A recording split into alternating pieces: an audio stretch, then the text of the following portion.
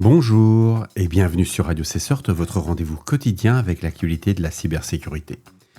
Nous sommes le vendredi 11 juillet 2025, épisode 352, en direct de l'Indre.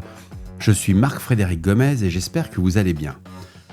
Au programme aujourd'hui, Linux, une percée sur les desktops. Linux atteint enfin les 4,7% de part de marché mondiale, soutenu par Steam Deck et Proton. GMX, retour de fonds volés, on en avait parlé en début de semaine. Un hacker restitue 42 millions de dollars volés à GMX en échange d'une prime de 5 millions de dollars. Wing FTP, une faille RCE exploitée. La CVE 2025 47812 score CVSS 10, exploitée sous 24 heures. Une injection LUA, exécution route. Perfect Blue, une vulnérabilité Bluetooth. 4 CVE dont la CVE 2024 45434 expose les véhicules Mercedes, Volkswagen, Skoda à une exécution de code à distance, mais ainsi qu'une autre marque qui n'a pas été nommée. Apache Tomcat, multiples failles. Le CERT-FR publie l'avis de sécurité CERT-FR 2025 AVI 584 sur 3 vulnérabilités menant à un déni de service. Bien entendu, vous retrouverez toutes les sources citées dans cet épisode sur le site de radiocessort.org. Commençons par une information intéressante qu'on avait déjà vue en début de semaine.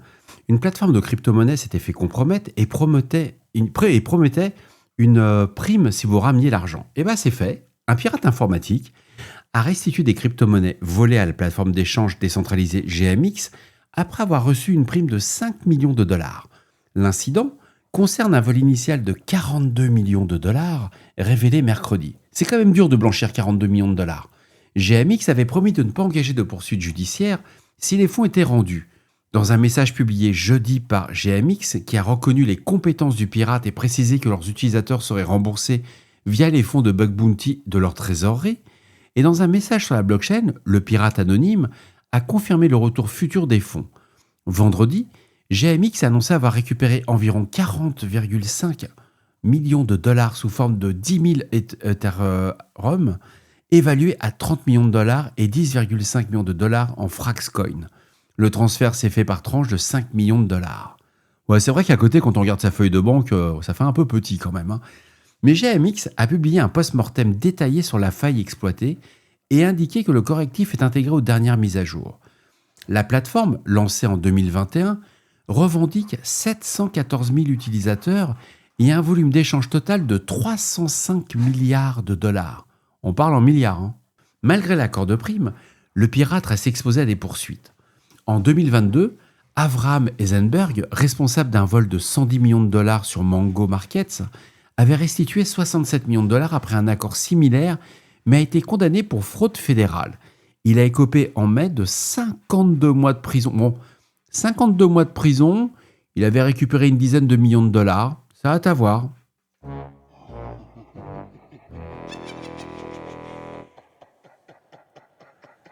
Un avis du CERT-FR, référencé sous CERT-FR 2025 AVI 584, concerne Apache Tomcat.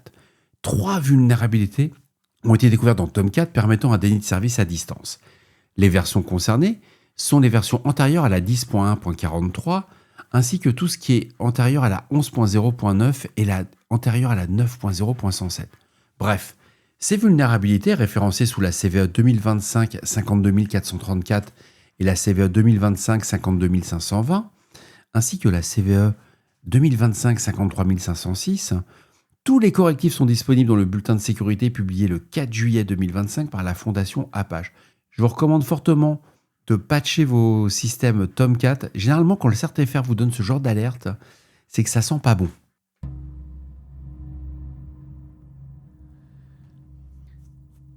Des chercheurs en cybersécurité ont découvert 4 vulnérabilités nommées Perfect Blue dans la pile Bluetooth Open Synergy Blue SDK. Ces failles permettent une exécution de code à distance sur des systèmes d'infodivertissement embarqués sur les véhicules Mercedes-Benz, Volkswagen, Skoda et d'un 4e constructeur non nommé. L'exploitation repose sur une chaîne combinant plusieurs corruptions de mémoire et erreurs logiques.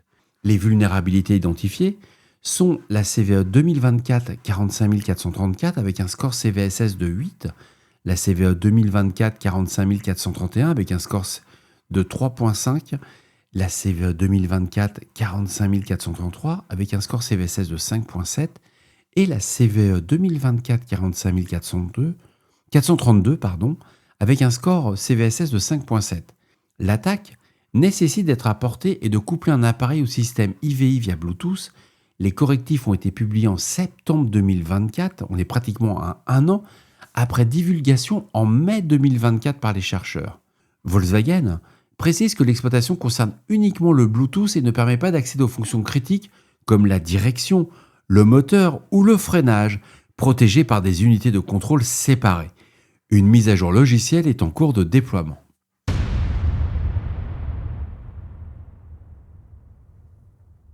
Des chercheurs de Huntress ont observé une exploitation active de la vulnérabilité référencée sous la CVE 2025 47812 qui a un score CVSS de 10, donc le maximum, dans Wing FTP Server, dès le 1er juillet. Soit 24 heures après sa divulgation publique, Wing FTP Server est une solution de transfert de fichiers multiplateformes utilisée par plus de 10 000 clients, dont Airbus, Reuters ou l'US Air Force. La faille permet une exécution de code à distance par injection LUA via un octet nul dans un champ username de l'interface web. Une fois le code injecté, l'exécution comme route est jugée triviale. Le correctif a été publié le 14 mai dans la version 7.4.4. Huntress signale un seul cas d'exploitation réussi. L'attaque a été limitée par des erreurs des intrus, dont l'un a dû rechercher en cours d'attaque comment utiliser curl. Malgré ces maladresses, la vulnérabilité reste activement ciblée. C'est là qu'on se rend compte. En 24 heures après la divulgation de la vulnérabilité, des attaquants se mettent à faire le job, donc à essayer de compromettre.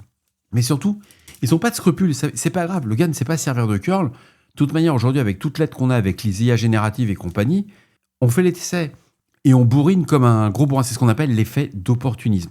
Ce genre d'attaquants, ils sont bien connus. C'est une opportunité.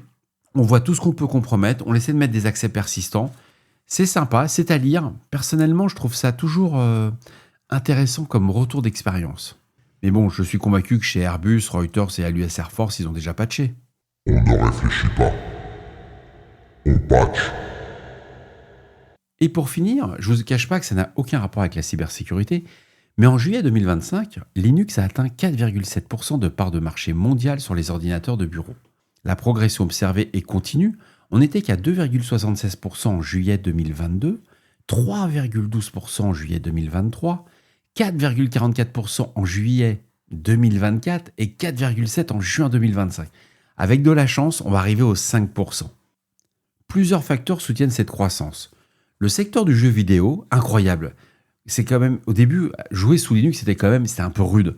Et là, on voit qu'avec le Steam Deck de Valve sous SteamOS et la couche Proton, le support matériel amélioré, l'aspect gratuit rentre en ligne de compte et open source de Linux, quand on parle de souveraineté numérique, qui attire des utilisateurs et des entreprises. Et il y a une adoption marquée dans certaines régions. Par exemple, on est à 5,03% aux États-Unis, 5% du parc informatique tourne sous Linux au niveau des postes de travail en juin 2025. Et on est à plus de 16% en Inde en juillet 2024. Alors évidemment, il y a des défis qui subsistent, notamment la fragmentation des distributions et la disponibilité limitée de certains logiciels propriétaires. Des efforts de standardisation et d'amélioration de l'interface visent à renforcer cette adoption.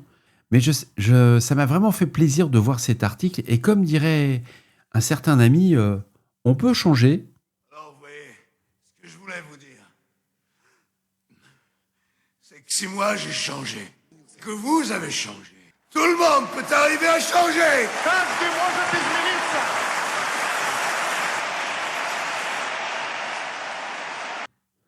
J'aurais pas mieux dit. Et voilà, cet épisode de Radio Cesseur du vendredi 11 juillet 2025 touche à sa fin. Je ne vous cache pas, je me suis bien marré à faire le truc de Rocky. Pour ceux qui n'avaient pas la ref, pour les plus jeunes, j'espère qu'il vous apportera des informations claires et utiles. On se retrouve demain pour un nouvel épisode. D'ici là, restez vigilants, surveillez vos systèmes. Et surtout, on ne réfléchit pas, on patch.